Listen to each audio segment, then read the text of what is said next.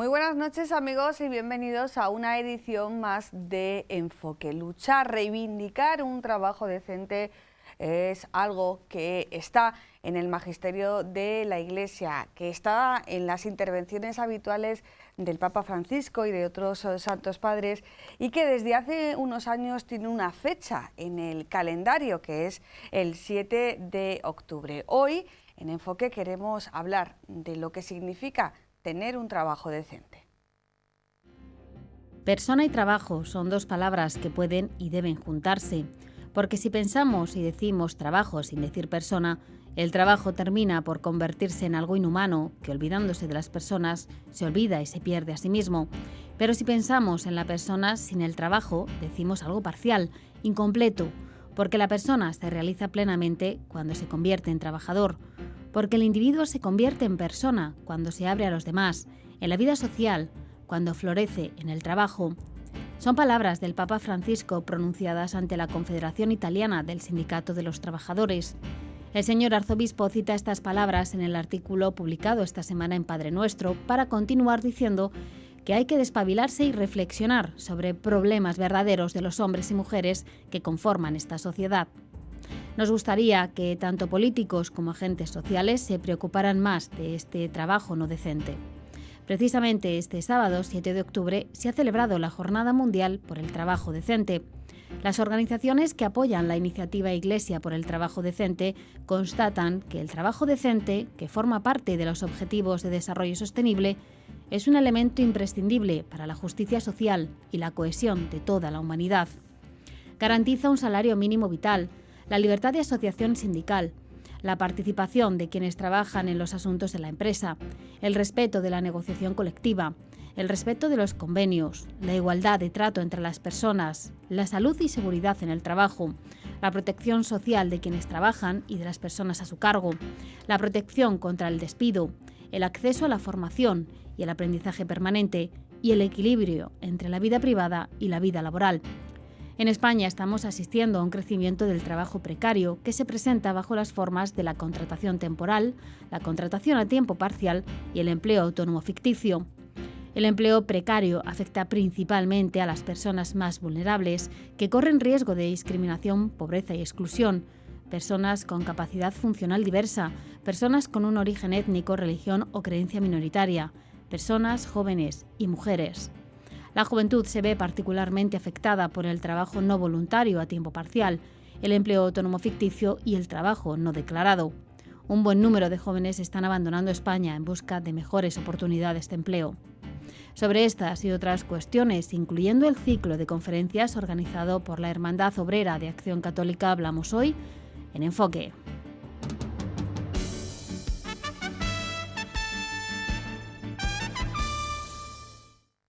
Bueno, pues hemos visto nuestro vídeo y lo siguiente es presentar a los invitados que van a estar con nosotros compartiendo este tiempo de televisión. José María Martín Alguacil, presidente diocesano de OAC. Muchísimas gracias por estar aquí. Buenas noches. Buenas noches. Fíjate que he dicho José María, ¿eh? Sí, sí. Y no Pepe, que siempre te llamamos Pepe, los amigos Pepe. Mi nombre de guerra Pepe, pero soy José María. Sí, bueno, vamos a hablar de la OAC y tenía que haber una presencia de este movimiento a nivel diocesano, pero hay que decir que José María se ha preocupado mucho de que estos dos invitados que voy a pasar a presentar a continuación estén hoy con nosotros. José Fernando Almazán, expresidente nacional de la OAC. Buenas noches. Buenas noches, Ana. Digo expresidente porque, bueno, estás ratificado. Recientemente, sí. Recientemente. El Tu nuevo nombramiento del compañero siguiente ha sido la semana pasada, hace 2 semanas. Sí, con ocasión de la comisión permanente. Eso Muchísimas gracias por estar aquí. Y Juan Fernández de la Cueva, responsable de Pastoral Obrera de la Conferencia Episcopal Española. Muchísimas gracias por estar aquí. Buenas noches. Muy buenas noches, Ana. Manchego. Manchego, sí. De Corral. Corral de Almaguer, de Lillo, toda esa zona. Bueno, es importante también destacarlo, ¿no? Porque todos volvemos a nuestros orígenes. Sí, sí, sí. Estudié aquí en el seminario primero en Talavera, luego después en Toledo Filosofía, pero luego mis padres emigraron a Madrid, como tantos. Entonces yo me fui siguiendo a mis padres y ya estudié teología y me ordené, soy diocesano de la diócesis de Madrid. Bueno, pero las raíces ahí quedan, Sí, ¿no? sí, bueno, yo soy toledano, ¿no? Cuando yo he dicho en redacción Fernández de la Cueva, rápido alguien ha dicho de Corral. Ese apellido es de Corral. Bueno, hemos celebrado esta Jornada Mundial por el Trabajo Decente. El año pasado lo comentábamos antes de comenzar, ya hicimos un programa sobre esto. En los tiempos en que estamos hay gente que se puede plantear, y abro así la conversación a vosotros tres, que lo que hay que reivindicar es trabajo, que luego la decencia vendrá una vez que tengamos trabajo. Yo creo que hay que empezar a querer un poquito más, ¿no? Juan, por ejemplo, puedes empezar tú. El trabajo, dices. Sí. Sí, ahí lo que pasa es que hay una situación que el mismo Papa lo decía, que no hay nada más gozoso que trabajar, pero también a veces el trabajo se convierte en un martirio. Y por eso también hay que hablar de las condiciones laborales junto con el trabajo, porque no se dan independientes. Pero antes que eso, yo quería hacer la precisión que hacemos últimamente, que es el trabajo y empleo son cosas parecidas, pero no son iguales. Entonces el trabajo es digno, lo ha hecho Dios con la dignidad de que nosotros somos colaboradores suyos, de que Dios ha dicho, a ver si me hacéis de este mundo un jardín, en vez de que sea una cochambre. Ha cogido Jesús y ha hecho, cuando se ha incorporado a nuestra vida visible, ha sido trabajador. Pero esa dignidad que Dios nos ha dado en el trabajo, resulta que luego después, en las condiciones que se dan el empleo, esto sería la diferencia entre trabajo y empleo, no son adecuadas. Al revés, es una ofensa para Dios, tal como le salió de la mano el trabajo y como luego después lo realizamos. Y por eso es conveniente hablar de el trabajo da dignidad, el empleo a veces te da una condición de decir qué mal, y esto es inhumano, esto es... Te la quita, ¿no? José Fernando, ¿cómo trabajáis en la UAC con ocasión de esta jornada y en torno a esta definición de concepto de trabajo, empleo, dignidad? Nosotros desde hace 2 años tenemos una campaña que se llama Trabajo Digno para una Sociedad Decente. Como decía Juan, el trabajo es una capacidad humana de todas las personas. Tenemos la capacidad de hacer. El trabajo es la forma de realizarnos en ese sentido, es la forma de contribuir a nuestro propio desarrollo de la personalidad como a la construcción de lo social. El empleo es la manera en que la sociedad está organizada, la contribución de las personas, y lleva como contrapartida normalmente un salario que es el que posibilita el mantenimiento de la persona y de la familia. Es importante hablar de dignidad cuando la contrapartida al trabajo de la persona es en ocasiones injusta, porque no permite por el propio salario el mantenimiento de la persona en condiciones dignas ni de la familia, o porque el empleo no es suficiente para todas las personas que tienen necesidad de trabajar, ¿no? En la UAC queremos, por eso hablamos de sociedad decente, porque una sociedad que quiere serlo tiene que poder posibilitar que todas las personas que tienen necesidad de trabajar puedan tener trabajo, y también en nuestra sociedad, en la sociedad, empleo, que es el que va a dar la oportunidad de integrarse socialmente a través del salario, a través de las relaciones con los compañeros, a través de la contribución social. Ahí estamos embarcados desde hace tiempo. La Jornada Mundial por el Trabajo Decente, en la Iglesia en España, un conjunto de organizaciones, hemos visto desde hace 2 años especialmente que era necesario dar un impulso, por un lado, a las conciencias de los cristianos para poder entender que el trabajo es un elemento central en la persona, en todas las personas, y por tanto es un elemento muy importante para la fe, y también para hacer ver a la sociedad que los cristianos estamos por el trabajo decente y estaremos con aquellos que lo defiendan. A nivel diocesano se han organizado diferentes actos este pasado fin de semana y también un ciclo de conferencias. ¿Cómo está de reivindicativa la diócesis de Toledo, Pepe? Bueno, como bien dices, hemos tenido una conferencia el pasado 4, en la que José Fernando Almazán, que aquí nos acompaña, nos ha expuesto su reflexión sobre cómo es posible defender hoy el trabajo decente. El día 6 tuvimos una vigilia de oración, esta vez en Talavera de la Reina, los Santos Mártires, porque también tenemos que orar. Tenemos que orar, por un lado, para que escuchando a Dios seamos más capaces de ponernos al servicio de los demás, pero también para pedir a Dios que el trabajo sea lo que Él quiere que sea el trabajo, y no en lo que lo hemos convertido los humanos. Y con respecto al ciclo de conferencias forman una unidad, porque esta conferencia pasada, el día 4, se une a una que vamos a tener el 30 de octubre sobre trabajo y pobreza, con el subtítulo Cuando el empleo no garantiza vivir con dignidad. Pues esa es una realidad que se está constatando últimamente, que se puede tener empleo, pero no está impidiendo que las personas y las familias estén en riesgo de exclusión social en numerosas ocasiones.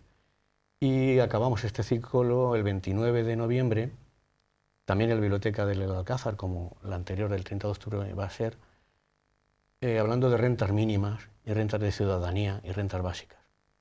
¿Por qué? Porque también tiene que haber un debate social en el que la Iglesia y los cristianos debemos contribuir, en el sentido de algo que apuntaba José Fernando.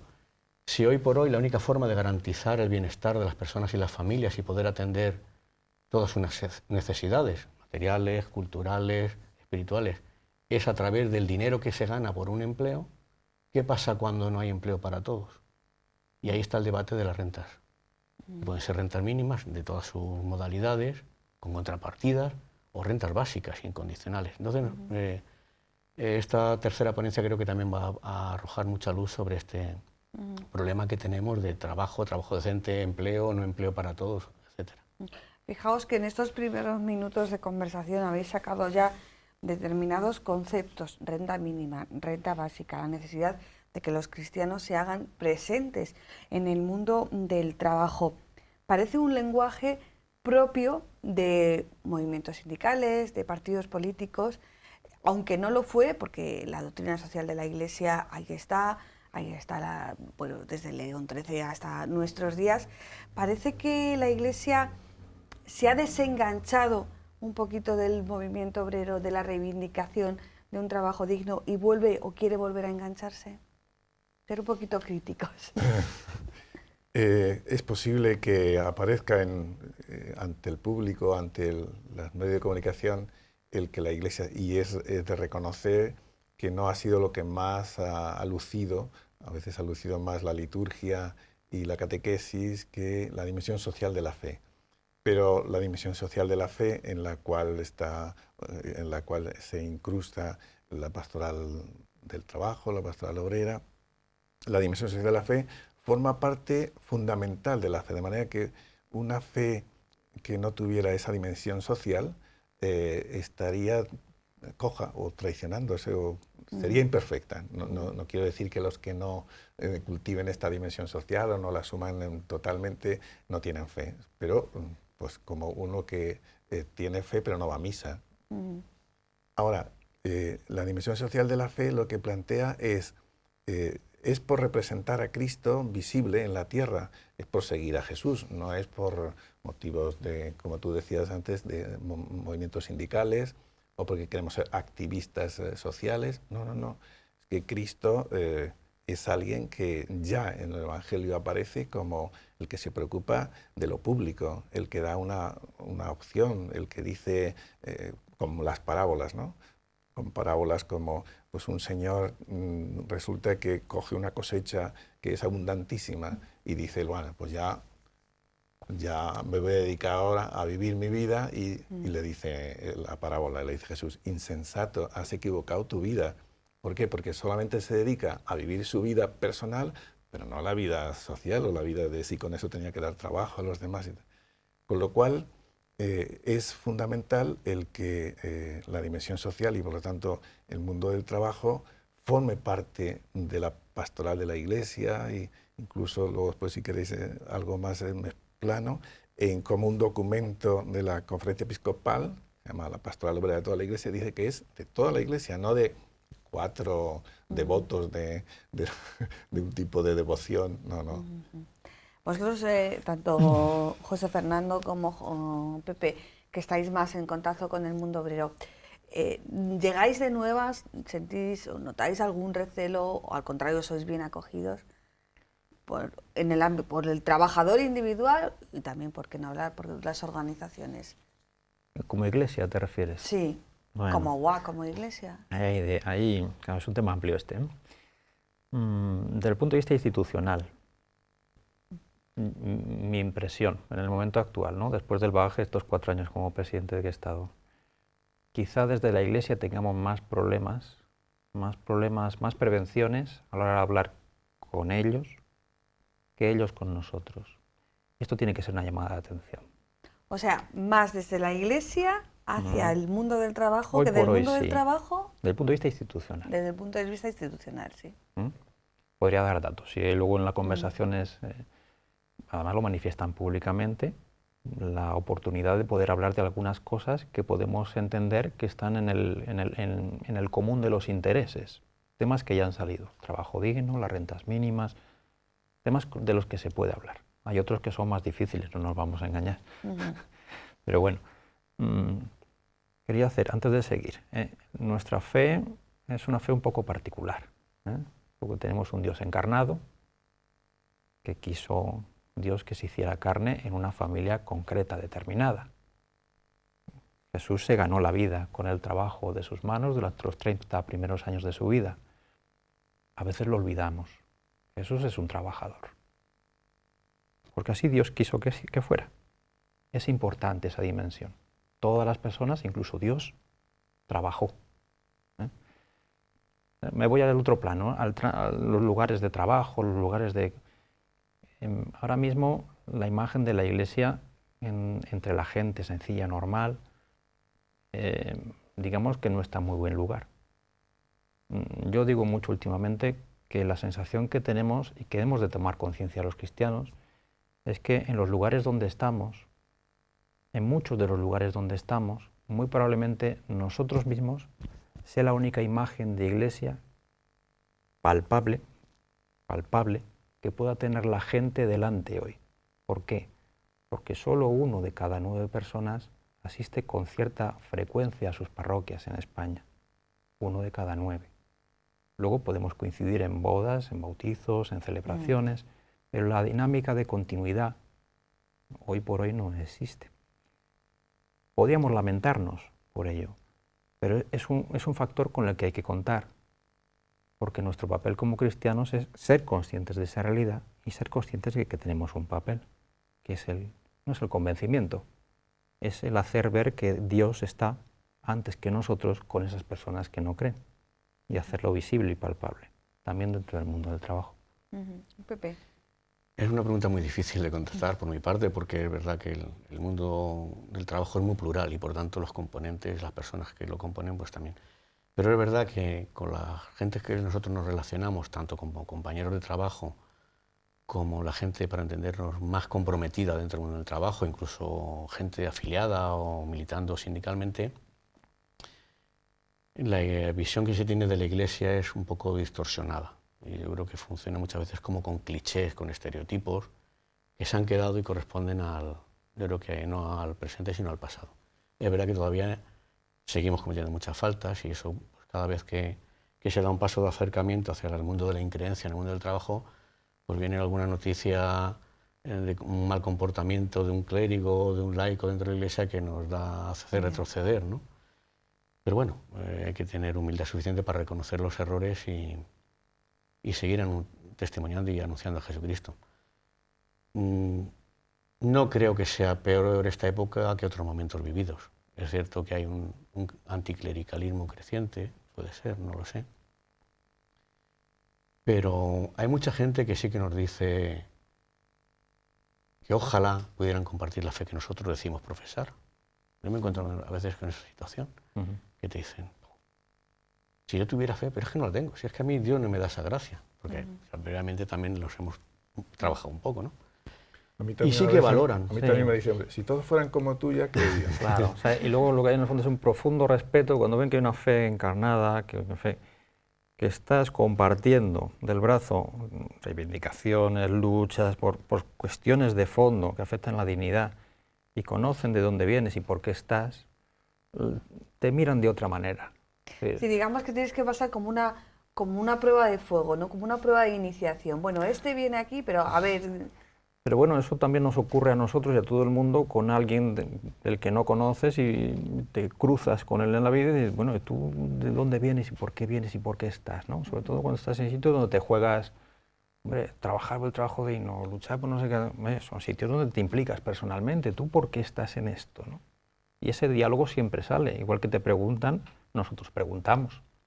Y nos preguntamos por qué hay gente trabajando por estas cosas y nos admiramos de que haya gente trabajando por estas cosas y que lleve 20 años, 30 años y no estén soportados por una fe. ¿Me explico? Eso también, porque hay un Dios que está detrás también trabajando, aunque sea anónimamente en ellos, ¿no? Sí. Esto es importante. Esto que señalabas tú, Juan, esto que señalabas tú del papel de las instituciones o el recibimiento por parte de las instituciones, concrétamelo, o sea, ¿las instituciones echan en falta a entidades como la UAC? Bueno, a la Iglesia le echan en falta a veces, a la Iglesia institucional. Más que echarle en falta, les gustaría, les encajaría que el desarrollo de los mensajes, por ejemplo, del Papa Francisco, tuviera una implicación en los cristianos que fuera más en sintonía práctica con aquello, ¿verdad? Tuviera una continuidad en hechos, ¿no? Esto es. Entonces, en la UAC, en otros grupos, dice, aquí vemos, pero sería bueno que la Iglesia pudiera decir una palabra sobre, desde su autonomía, pero una palabra sobre, ¿no? O que pudiéramos encontrárnosla también en algunos temas, en algunos campos. Vemos cosas, quizá ellos no ven todo lo que se hace, Claro. por supuesto que sí. Y hay un respeto muy grande por cosas como Cáritas, ¿no? Un respeto muy grande. Yo creo que es momento, yo creo que se dan las condiciones para poder nosotros también dar algunos pasos en búsqueda, ¿no? En búsqueda. Yo creo que el papado actual, en ese sentido, es propositivo, salgamos. Sí, Juan, ¿ibas a decir?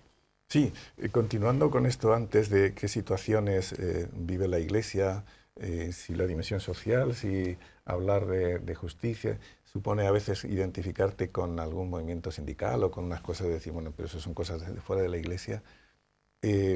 Yo creo que es que, como decía antes, abundando en lo de antes, el amor privado y el amor personal o individual sí que se estima. Entonces, si yo ayudo a los pobres, entonces si yo me comprometo y estoy todo el día haciendo favores, se me reconoce como fe. Pero el amor social, o incluso no digamos ya, como algunas veces lo han calificado los papas, el amor político, no en el sentido de que me metan un partido político, pero sino que sea por la implicación en la cosa pública, del ¿no? bien común, Sí. para que no... O del bien común. Evitemos eso, porque a mucha gente lo de político dice, ya estamos. No, el amor del bien común. Por ejemplo, ¿qué significa más amor? Ocurre una guerra y en la guerra hay miles de heridos, entonces hay gente que va allí, se dedica a curarles, pero un otro dice, bueno, hagamos un hospital, porque claro, se nos mueren y además no tenemos instrumentos. Ese ya es un paso para hacer algo que es social, no es una cosa de cada uno que cuide. Pero también puede darse el caso que alguien diga, no, pues vamos a dedicarnos a hacer un diálogo para que haya un acuerdo de paz. Y ese trabajo lo mismo nos reconoce como amor social. ¿Es menos que el amor individual de curar a un herido o la de establecer un hospital? Hay todavía esa mentalidad en que el amor social es una cosa, y no digamos el reconocimiento de las estructuras, que luego si queréis luego hablamos. Sí, hay que trabajar sobre las consecuencias, pero también sobre las causas. Hay que trabajar con los pobres, pero hay que combatir las causas de la pobreza. Hay que trabajar con la gente que no tiene empleo o que está en precario, pero hay que estudiar las causas y combatir las causas que provocan ese trabajo precario.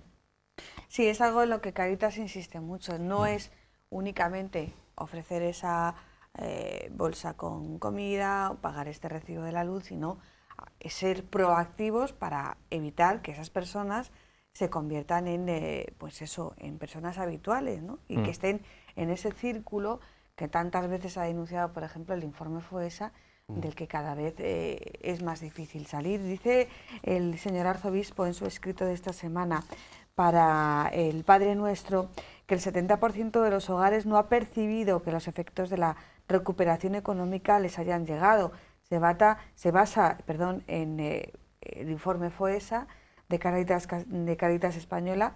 Es un informe que mediáticamente es muy interesante, y lo explico, no solamente por el contenido, sino porque es un informe que singularmente unos utilizan como arma arrojadiza o como argumento, dependiendo de dónde estén, si están en el gobierno o están en la oposición. Y independientemente del color, incluso. Independientemente del color, o sea, Correcto. el mismo partido político Sí. puede coger el informe FOESA y decir, esto es nuestro argumentario, no sé qué, pero si cambia de lugar, pues por va a decir, supuesto. no, es que el informe FOESA, no sé qué. Yo a veces lo he hablado con técnicos del informe FOESA y dice, bueno, va de suyo, lo tenemos Claro. asumido. Está en nuestra paga. Es lógico. Sí, es lo, pero FOESA lleva mucho tiempo denunciando aquello que decíais vosotros, que un trabajo no garantiza la supervivencia de una familia. Ujú. De hecho, estamos hablando creo que son, la semana pasada, los datos, el 15% de los trabajadores a tiempo completo en España son trabajadores, llamamos trabajadores pobres, que no llegan con lo que perciben por su salario no es imposible llegar a fin de mes, aunque estén trabajando a tiempo completo. Y que seguramente no van a poder, aunque trabajen más, porque la precariedad, porque las condiciones, aunque el trabajar ya no da garantía de que yo puedo solucionarme mi vida. Esa cifra Antes sí. va en aumento. Eso es un problema social que hay que cometer. Y volvemos otra vez a lo que nos tiene aquí sentados. La fe ante eso, ¿qué? Nuestra fe se juega en la vida. Se juega en el corazón de cada uno, pero se juega en medio de la comunidad, en medio de la sociedad. Ahí se juega. Si los hermanos sufren, mi fe, ¿cómo se ve interpelada por ese sufrimiento? Porque son... Pero claro, eso nos abre el debate con el que yo empezaba, ¿no? Primero tenemos trabajo y luego reivindicamos esas causas de dignidad, o nos embarcamos en la causa de la dignidad y a lo mejor no estamos tan pendientes de si hay trabajo o no hay trabajo, Pepe. Bueno, es que ciertamente muchas personas se ven abocadas a aceptar condiciones de trabajo porque es preferible tener ese empleo con esas condiciones precarias que no tenerlo. Pero aceptar por bueno eso no quiere decir que, digo, por bueno esa realidad de que las personas se ven obligadas a hacer eso, no podemos darlo por bueno. Y nosotros pensamos que no vale cualquier tipo de empleo. El empleo tiene que tener unas condiciones para que, y no solo me refiero a condiciones laborales, sino a todo lo que hay detrás de relaciones, de condiciones laborales. Estamos hablando de lo que ocurre luego con la vida familiar, lo que ocurre luego con los tiempos de ocio y de descanso, con lo que ocurre luego con la posibilidad de que las personas se desarrollen fuera del ámbito donde realizan el empleo. Entonces, ciertamente, claro, mejor tener un empleo en malas condiciones que no tenerlo, pero no nos podemos conformar con eso. Es como si alguien dice, bueno, pues será mejor que una persona solo lo maltrate a otra muy poquito, o levemente, o psicológicamente, en vez de dejarle muerto. Sí, No, le ha pegado, claro. pero muy poco. Claro, le ha pegado, pero muy poco. La diferencia está en que una cosa es que propongas eso para todos como modelo. Si hay trabajo precario, oye, es lo que hay que aguantarse y a que tú defiendas, no. Vamos a un trabajo digno, aunque claro, si uno no puede, pues que gane los 700 euros. Pero sí. Sí, yo creo que tenemos que ser conscientes de cuáles son las dinámicas. Ya, pero yo creo que una vez que a lo mejor entras en ese contexto o en ese discurso de decir, bueno, tengo trabajo aunque sea malo, pero tal, como que vas renunciando a esa reivindicación, ¿no? Yo creo que ya lo dejaré bueno, para otro día o ya lo dejaré claro, para cuando es bueno estemos un poco tomar mejor. conciencia de algunas cosas. Todos tenemos padres y nos han contado su trayectoria de vida. Sí, Y claro. las han pasado canutas. Sí. Canutas. Pero han ido teniendo un futuro y un proyecto y una posibilidad. Han ido siempre a mejor. Han podido ir a mejor, ¿verdad? Dicen de esta generación, no la nuestra, ¿no? De la siguiente que nos viene, de nuestros hijos, que ya no pueden decir que van a vivir mejor que nosotros, igual o mejor que nosotros, ya no lo pueden decir. De hecho, lo vemos. Cuando vamos y hablamos de estos temas, la gente nos dice, yo lo tengo a mi hijo acá, yo lo tengo allá, yo lo tengo en casa, yo lo tengo en Inglaterra, yo lo tengo... Y está intentando, es imposible que tenga una vida como la mía. Podemos plantearnos esto como algo circunstancial, pero no tiene pinta que sea circunstancial. Claro, porque la crisis se supone que ya ha pasado. Exactamente. Se supone. Y desde el punto de vista de los números, ha pasado. Hoy el PIB de España es igual que el del momento antes de la crisis, pero para producir ese PIB hacen falta 2.300.000 trabajadores menos, que están en el desempleo. Entonces podemos encontrarnos con que nos dicen la economía ha ido a mejor, hemos salido de la crisis, y es cierto, medidos de esos parámetros, pero a la vez tenemos que poner el ojo, como cristianos que somos, en aquellos que se nos han quedado en la cuneta. Porque si hay 2.300.000 más, casi 4 millones, ahí hay un problema. Hoy, mañana, pasado. Y el trabajo es central en la vida, para llevar el dinero a casa y también para poder ser realizarte persona. como persona, desde Y para luego poder que sí. contribuir a lo social. Hay 4 millones de dramas. Los pagados, entremos en los precarios. Claro, lo que decíamos antes.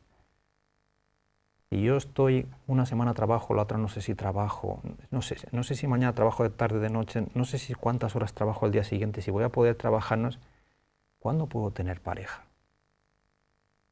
¿Cuándo puedo plantearme un proyecto de futuro de matrimonio? Que en la Iglesia insistimos bien en la necesidad del matrimonio y de formar familias. Pero ¿qué posibilidades reales hoy tienen muchos jóvenes de plantearse una vida, un proyecto de futuro con su pareja, con su esposa, su esposo, tener hijos, traerlos a este mundo? Estamos jugándonos cosas muy serias. La fe, otra vez la pregunta, Sí. ¿qué tiene que decir ante eso? El magisterio de la Iglesia es muy claro. Y nosotros como cristianos, ¿qué planteamos hacer? Juan. El otro día me contaba un caso concreto que me lo ha sugerido ahora mismo José Fernando. Uno que ha salido licenciado en filosofía y no sé cuánto, con un máster, no sé qué, pues no encuentra trabajo. Y entonces ha tenido que estar de becario Eterno. Casi. eso es, haciendo no sé qué, porque no le renuevan el contrato. Si no lo renuevan en un año no tiene derecho, se puede despedir sin que tenga ningún derecho a tal, y lleva así 3 o 4 años. Entonces su madre le decía, pero bueno, tanto, para esto hemos ahorrado, para esto te hemos dedicado, para que ahora no tengas... Entonces le echaba en cara que él no tuviera, pero en realidad la madre era expresión de decir, el futuro es una expresión de frustración, o Y sea, claro, que se canaliza a lo claro. mejor en ese momento de acusación, pero realmente lo que No. esa madre está Pero- transmitiendo es una expresión de Una frustración frustración absoluta. Pero Sí. él ha tenido que tomar la decisión de ir a trabajar a Noruega, porque encontraba allí no sé qué. Entonces, eso a la madre también es y para él, de manera que yo que me he preparado 8, 10, 15 años y he estudiado y tal, ha sacado buenas notas. No es como decir, bueno, es que tú eres un vago, no eres competente. Él ha mostrado y sin embargo tiene que irse fuera, no por decir yo quiero buscar un futuro de mi vida en un sitio. No, Sí, no bueno, libertad. luego intentamos suavizarlo, ¿no? Diciendo, bueno, pues así aprendo el idioma y tal. Bueno, Pero realmente Eso- el hecho de irte Perder las fuera, raíces, claro. cuando es por estas circunstancias, significa un desgarro personal y un fracaso. Ujú. Fracaso personal y de la sociedad, o sea, que no te lo vendan como otra historia. Claro. Otra cosa es que digas, mira, pues tengo un buen trabajo, pero resulta que la empresa me dice que me vaya a Londres. Bueno, pues yo agarro y me voy a Londres Ujú. con unas condiciones claro, y con un tal. seguro, Y tal, pero esto... Decías, Ana, que parece que salimos de la crisis. Nuestra reflexión debe ir más allá, porque no nos conformamos con denunciar la situación actual o que si mejora la cosa habría que suavizar esa crítica. Es que se está produciendo un cambio enorme. Ya el conflicto social tiene otras dimensiones. Es decir, que nosotros, por ejemplo, decimos que se está configurando ya un modelo social en el que los paradigmas del empleo antiguo y del trabajo antiguo ya no nos valen para ahora. Por ejemplo, ya se está dando la ruptura trabajador-empresario. ¿Por qué? Porque se está configurando una mentalidad que nos están diciendo, no, tú tienes que ser empresario de ti mismo, trabajador, y por lo tanto no voy a establecer contigo una relación contractual, laboral, empresario con trabajador, sino tú hazte empresario, te haces autónomo y te contrato. Una relación mercantil. Una relación mercantil. Por ejemplo, otra ruptura. Antes había una posibilidad de saber que uno tenía un salario fijo y con él poder responder a los gastos fijos que supone constituir una familia, vivienda. Ese paradigma de relación empleo-salario fijo se está destruyendo porque cada vez la parte fija de un salario es la menor y la mayor parte es variable, incentivos, historias. Horas y tal. Antes había tiempos de vida muy marcados. Tus 8 horas de trabajo, tenías luego tu tiempo familiar, tu tiempo para darte una vuelta por la asociación de vecinos, pasarte por la parroquia, el domingo tener estudiar, libre. el domingo libre. Ahora no, hay una ruptura entre el empleo y los tiempos de vida, porque muchas veces está todo mezclado, no sabe uno si va a poder estar con los hijos, porque el otro día leí una entrevista de una trabajadora de Carrefour que decía, si es que no sé, de muchos trabajadores no saben si van a trabajar al día siguiente y a qué hora entran. La ventaja que tiene de lo que hablamos es que los telespectadores no les estamos hablando de algo que les contamos nosotros. Probablemente algunos de ellos conozcan la realidad o lo estén padeciendo, en su casa, lo estén padeciendo, claro. lo padecen sus hijos, sus amigos, sus hermanos. No, estamos simplemente poniendo palabras. Claro, hablar de esto desasosiega. Y hay más rupturas, ¿eh? Desasosiega. Porque la ruptura podían continuar. Caer en la cuenta de lo que tenemos encima. de que Es alguien una nos ha cosa engañado. muy complicada, decir, bueno, Ya, pero si además de esos telespectadores tenemos también, quien lo sabe, porque además luego este programa se sube a internet y bueno, la verdad es que no es por hacer publicidad, pero bueno, tiene bastantes redifusiones. Claro. Podemos encontrar un liberal absoluto, y dice, ya, pero es que esto lo marca el mercado. La sociedad tiene que evolucionar Claro, y el mercado pero marca que ahí hay los centros comerciales tienen que estar abiertos 7 días a la semana, porque cuando yo abro un domingo, a mí el domingo se me llena el centro comercial, con lo cual hay una demanda. Y si hay una demanda, yo tengo que satisfacer la oferta. Claro, te acepto el diálogo, vamos a entrar por ahí, ¿no? A veces Y estar vamos- aquí significa hacer estas Claro cosas. que ¿sabes? sí, y es importante porque, claro, Lo piensan esto que muchos. tú, claro, y nosotros y todos, ¿no?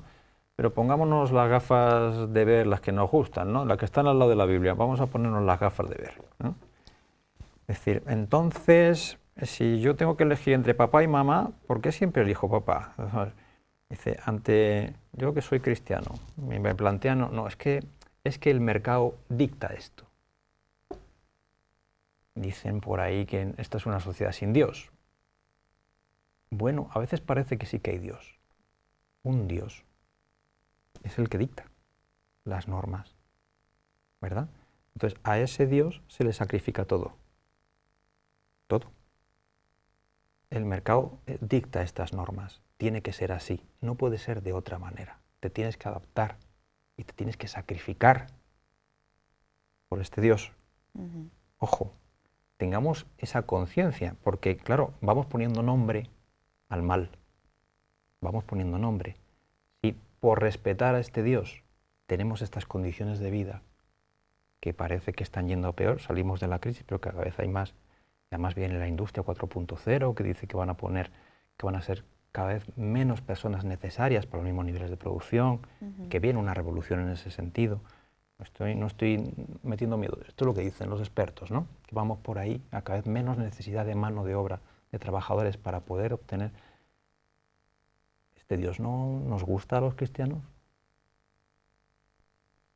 ¿Este Dios qué tiene que ver con el nuestro? Que es misericordia pura, amor, mirar al último, ponerme con él, darle posibilidades. ¿Esto cómo nos encaja? ¿Qué postura hemos de tener cuando nos cuentan este discurso? ¿Dónde miran? ¿A quiénes miran los de este discurso y a quiénes queremos mirar nosotros? Porque lo que hagamos con el último, una sociedad se mira por lo que hace con los últimos. Una sociedad decente se mira por lo que hace con los últimos, con los ancianos, con los enfermos, con los desempleados, y estamos viendo que los que no son útiles, los ancianos, nos molestan, los niños cada vez tenemos menos, los desempleados algo habrán hecho para estar desempleados. ¿Por qué? Porque no nos encaja la gente que sufre. Tenemos un tema que es importante hablar de esto, porque tenemos que tomar conciencia. Otra cosa es qué podemos hacer, porque es la siguiente pregunta. Ante esta enormidad, ¿qué podemos hacer? Seamos conscientes primero y luego vayamos viendo lo que podemos hacer cada uno. Que podemos hacer cosas, seguramente más de las que estamos haciendo. Claro, decía Sana, esa propuesta de abrir el centro comercial a las 24 horas del día. Bueno, eso es lo que pasa es que los comportamientos de individualismo que antes se consideraban que era cosa de cada uno, de cada persona, se han institucionalizado. El principio que hace razonable el funcionamiento de la sociedad es el individualismo. Y por tanto está diciendo, a ti te da igual Ve a comparar a las 12 de la noche que vas a tener ahí una persona que te va a atender para venderte la pizza o la Coca-Cola. ¿Qué más te da que esa persona? Además así tiene trabajo. ¿Eh? Y además así tiene tiene Sí, trabajo. claro, claro. Estás haciendo un bien. Sí, claro. No. Entonces, no podemos dar por bueno todo, porque simplemente eso genere o dé respuesta. También se hacen otras peticiones y no se dan respuesta porque se consideran que son intrínsecamente malas, ¿no? Entonces, igual que defendemos determinadas formas de entender la familia, defendemos también determinadas formas de entender el trabajo y el empleo. Por lo tanto, hay determinadas formas de entender la respuesta a los mercados que decimos no nos satisfacen, las tenemos que denunciar.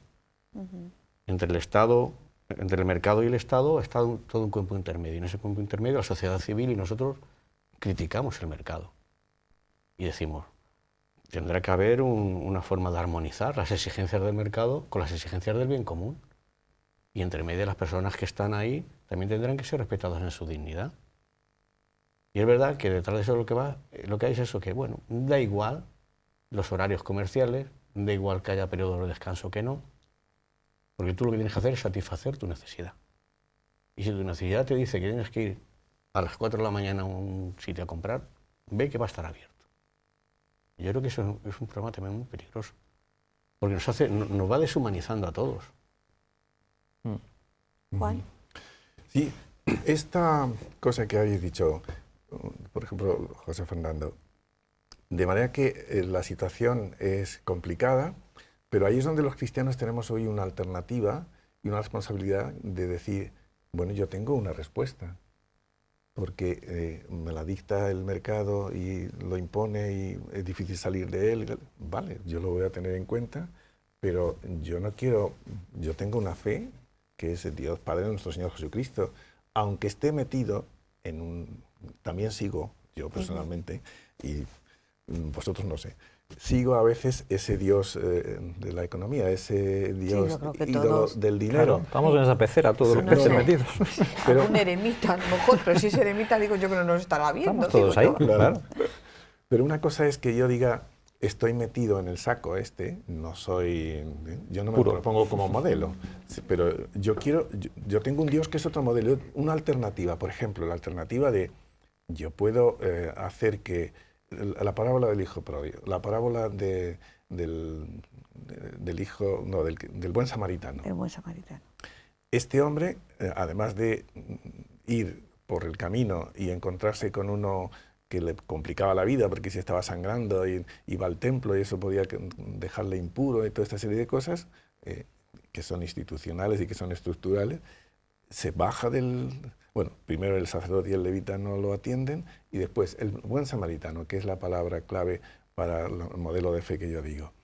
Este se baja del caballo, primero lo mira, lo atiende, se baja del caballo, le venda las heridas, se preocupa de él. Es más, le lleva a un sitio donde dice, yo quiero que tú seas ciudadano de primera, es decir, que tú te ganes la vida por tu cuenta y paga allí lo que haga falta para que este hombre de una piltrafa que estaba allí sea un ciudadano que se gane la vida. Ese tipo que es vital, esa parábola en el cristianismo, sería lo que podríamos proponer en la vida. Es decir, yo quiero decir que ya que Cristo ha hecho esto, porque el buen samaritano ahí es Cristo, es decir, que se ha venido aquí, nos ha vendado las heridas, ha tratado con los enfermos, ha tratado con la gente marginada y al final ha dicho, oye, vosotros ya sois alguien con dignidad, nada menos que hijo de Dios. Bueno, pues eso, que lo podamos defender en la vida diciendo, este es mi ideal, aunque sea imperfecto, aunque no puedo desvincularme de este Dios dinero, pero yo propongo, lucho por lo otro. Pero claro, si dicen, no, es que esto es lo que hay, ahí es donde los cristianos tenemos una respuesta. ¿Cómo que no? Claro, pero es que la propuesta que se hace a los cristianos siempre es más difícil. Y además tiene que estar, necesita de un esfuerzo mayor que lo que marca la corriente. Ana, y además necesitas de unos apoyos Sí. que a lo mejor no se tienen. Ser cristiano es contracultural. Bueno, no es hoy. Desde que nació, desde que vino al mundo Jesucristo, es contracultural. Anda que no le dieron tortas durante su vida por decir cosas parecidas, que había que los primeros, los de abajo, ¿no? de desacralizar la fe en aquel momento, de qué era lo realmente sagrado, que son las personas. Se las dieron de todos los colores. Siguió adelante.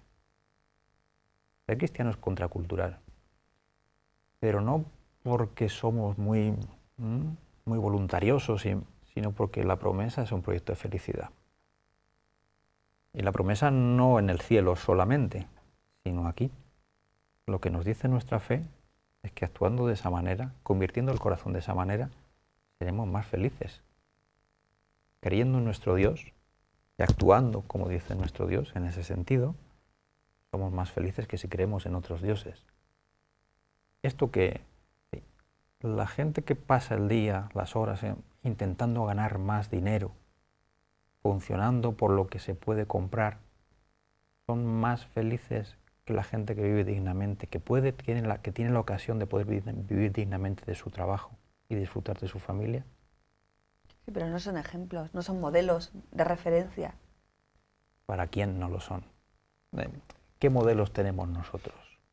Tenemos aquí una tertulia, todas las que tienes seguro son, yo como cristiano, como cristiana, ¿esto qué me dice a mí? ¿Esto qué me dice a mí? ¿Cómo es mi vida en este sentido, no? Ahí es que hay una espiritualidad que nos falta, que es que yo doy tan importancia a Dios que a Él es a quien le sigo, a Él es el quien tengo que responderle. Dios que está en los demás y Dios que está en mí. Pero quizá lo mezclamos esto con decir, bueno, pero la eficacia, pero voy a arreglar el mundo, pero no, la espiritualidad esa no es si yo voy a arreglar el mundo, que quiero curar como el buen samaritano, que quiero arreglar las instituciones, pero yo no voy a medir el que mi fe o mi vida se encuentre realizada y considerarme realizado si yo arreglo el mundo, sino si yo tengo como modelo a Cristo. Si mi fe es, yo quiero a Cristo, yo hago lo que Cristo, yo reconozco a Cristo en los demás, sobresaliente.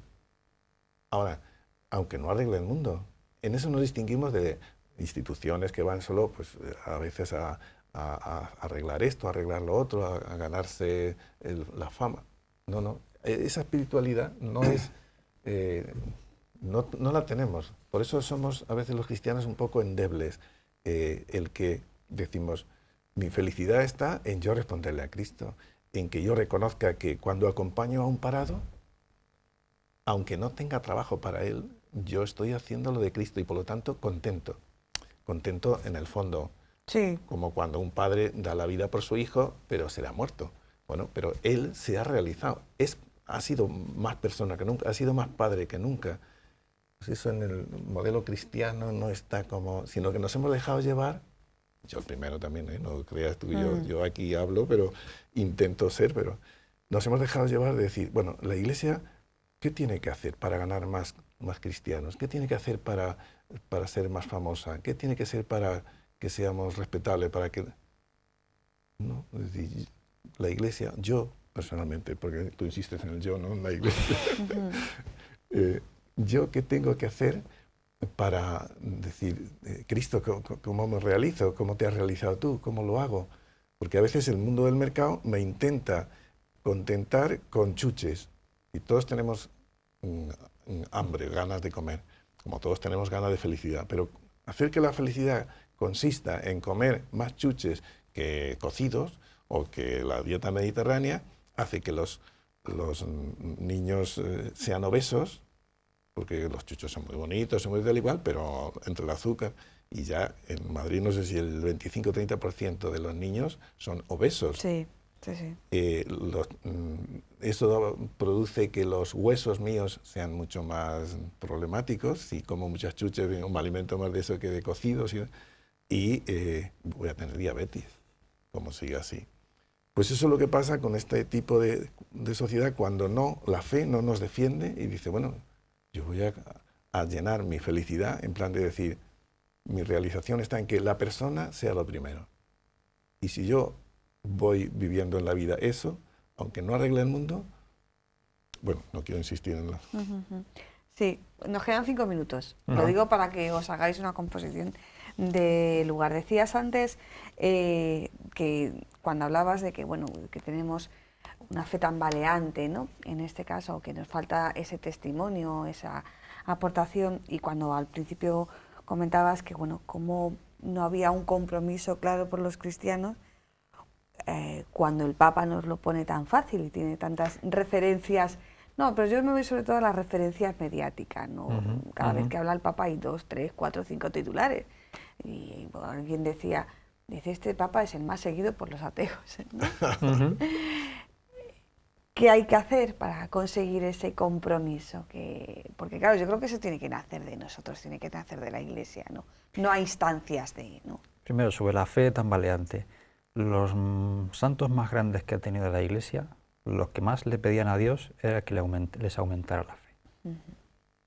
Todos y todas se sentían pecadores y con una fe débil. Entonces, seamos también con nosotros suficienmente honrados. Todos necesitamos aumentar nuestra fe y recibimos llamadas en la vida para esto, ¿no? Esta lo de hoy puede ser una, a lo mejor para algunas de las personas que nos siguen, ¿no? El Papa tiene una virtud muy grande, que es que tiene una claridad de ideas importante y luego tiene una forma de transmitir muy sencilla y muy gráfica. Saca titulares enseguida. Enseguida, ¿no? Eso dicen los periodistas. Pero además habla el corazón de todas las personas, independientemente de si son creyentes o no, se ve interpelado. A fin de cuentas, esa es la labor de los cristianos. Pues los cristianos, nuestra tarea, la tarea de la misión no es convencer a los ya convencidos, sino poder entrar en diálogo con aquellos que no lo están todavía. El Papa para ellos les habla de la vida. Constantemente les habla de la vida. No les habla de cosas que sean hoy ajenas a la vida de la gente, sino que les habla de su vida, de lo que están sufriendo, de lo que están padeciendo, de cómo podrían hacer, de cómo no, de qué hay que hacer para eso. Y permanentemente él habla de salir. Salir de nuestra seguridad, que nos empequeñece, donde yo me siento seguro y a salvo del peligro. Al final solo me salvo yo, que no me salvo si sigo en esa actitud a lo largo de la vida. Porque nos dice, tu fe se juega fuera, sal fuera, a las periferias, que es ahí donde tu fe va a crecer, no estando al salvo en casa. Sal fuera. Y ahí vas a ser lo que puedas ser, porque no nos esperan como gladiadores y como campeones. Lo que espera la gente de nosotros es que compartamos la vida con ellos. Y en ese compartir la vida, poder decir, está Jesús aquí con nosotros, está con vosotros antes de que yo viniera, os ha acompañado a lo largo de la vida, ha hecho posible vuestra vida en el momento que sea oportuno. Pero antes hay que trabajar con la gente, estar con la gente, compartir la vida con la gente y poder dar razón de lo que somos desde la absoluta tranquilidad de ese trabajo. Yo creo que va por ahí. Un empujoncito. Yo creo que va a ser un programa ahora que ya estamos terminando, que se va a definir por la interpelación. No sé, Pepe, tú que conoces más la audiencia de la diócesis, a lo mejor alguien ha desenchufado, plantear las cosas así. Vaya, no queríamos nosotros eso. No lo sé.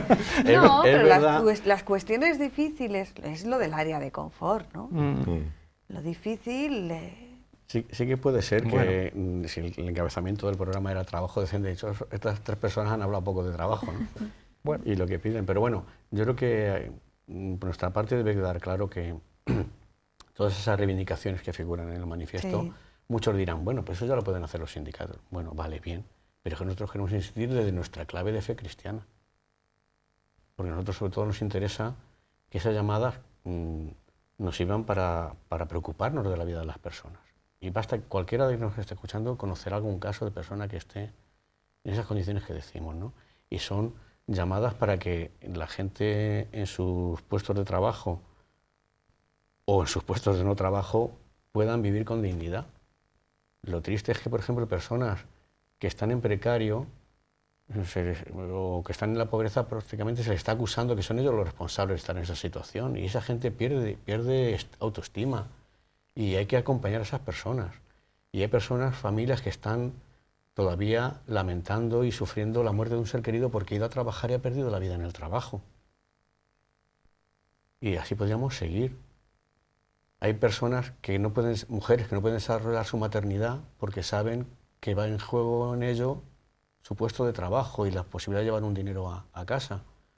Es decir, que hay todo un montón de situaciones que sí es verdad que pueden corresponder al movimiento sindical, a la sociedad civil, pero que no como son Iglesia, excluyentes. claro, y nosotros sobre todo lo que tenemos que aportar es el punto de la fe, la caridad política, que es una moneda que tiene dos caras, amor y justicia. Y nosotros queremos que esas dos caras vayan indisolublemente unidas. Que lo que nosotros hagamos a ojos de gente de fuera, pues decir, mira, estos de la UAC parecen de un sindicato, que no se engañen, que nosotros detrás, esa lucha por la justicia, con amor, tiene como finalidad el poder acompañar a las personas y que en un momento dado se les pueda presentar a Jesucristo como su modelo pleno de humanidad y de salvación. También generar una mentalidad diferente. Yo creo que programas como este pueden contribuir a generar una mentalidad que sea diferente a la que el sistema dominante y la cultura dominante va imponiendo. También colaborar en el cambio de las instituciones. Los militantes de la UAC tienen sus compromisos en las mediaciones políticas, sindicales, sociales, y tienen que promover que también las instituciones, las estructuras vayan cambiando. Y por último, testimoniar que hay otras formas de ser y de vivir y de trabajar. Nosotros, por ejemplo, estamos insistiendo mucho en valorar los trabajos que no son empleo, el trabajo de los cuidadores de la vida. Es muy importante y que se valore, porque incluso hablando de salarios, no hay ningún salario digno en el sentido de que justifique el valor del trabajo, porque el trabajo humano no tiene precio. Pues todas esas cosas las tenemos que ir difundiendo y dándonos a conocer si es que queremos que no se digan estos de la Pastoral Obrera y de la UAC podían ser perfectamente un sindicato. No, no es eso. Yo creo que lo hemos, o por lo menos lo... Yo creo que de la entrevista de hoy no va a salir esa idea, creo yo. Yo creo que no, que ha quedado bastante claro que detrás de esas reivindicaciones que pueden estar unidas con las de las reivindicaciones de los sindicatos, de los partidos políticos o de movimientos vecinales o movimientos sociales, hay algo que nos sustenta, hay una verdad. La jornada... Muy brevemente, Juan, no te quería cortar, pero es que me quedan 2 minutos. Sí, sí. No, que justamente la Jornada Mundial del Trabajo Decente surgió de la OIT, el Papa San Juan Pablo II, Juan Pablo II en el jubileo de los trabajadores. Al año siguiente de los trabajadores. Esto es de la Iglesia y se unió, de manera que la iniciativa no fue del Papa San Pablo. Y después los papas siguientes le han dicho... Bueno, pues esta Jornada Mundial del Trabajo Decente nos ha servido para traer hasta nuestra casa a expresidente de la UAC, pero me imagino que seguirás vinculado, al responsable de Pastoral Obrera de la Conferencia Episcopal Española y a Pepe Martín Aguacil, presidente diocesano de la UAC. Pero yo creo que nos ha servido para algo más importante, ¿no? Para hacernos una interpelación, para cuestionarnos si todo lo que hacemos tiene por qué ser así, porque en ocasiones parece que vamos en la rutina y a lo mejor se puede romper. Muchísimas gracias a los tres, buenas noches. Muy bien, encantado. Y volvemos la semana que viene. Buenas noches.